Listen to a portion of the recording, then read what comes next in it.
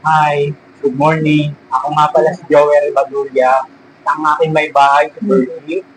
Kami nga pala ay taga Gonzaga, ang bagong franchisee ng Tipid Sulit.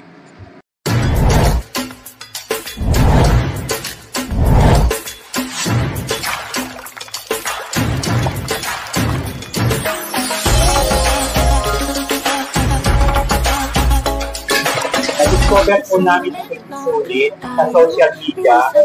Nakita po namin ang kakaibang nila compared sa ibang laundry business. Ang pinaka-nagustuhan namin sa kanya, ang kanyang sistema, bonus na siguro yung maganda nilang machine. At siyempre, kaakibat ng kung maganda ang machine at tama yung proseso, siguradong maganda yung outcome ng quality ng paglalaba.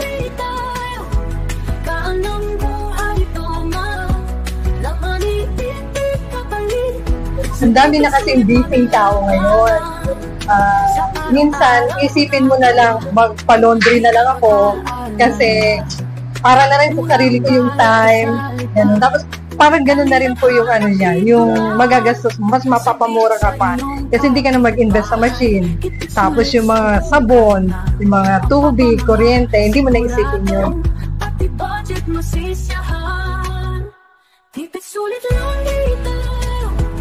Gaan ang buhay ko nga. Naman itipid kapalit. Sa tipid sulit maglabanan.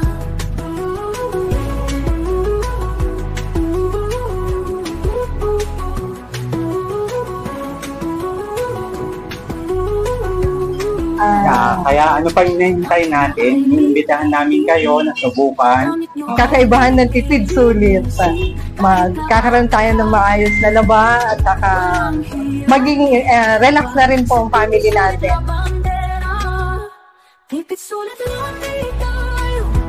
Gaan ang buhay ito na. Naman itipid kapalit. Sa tipid sulit maglabanan. Tipid, abot kaya, sulit ang labada.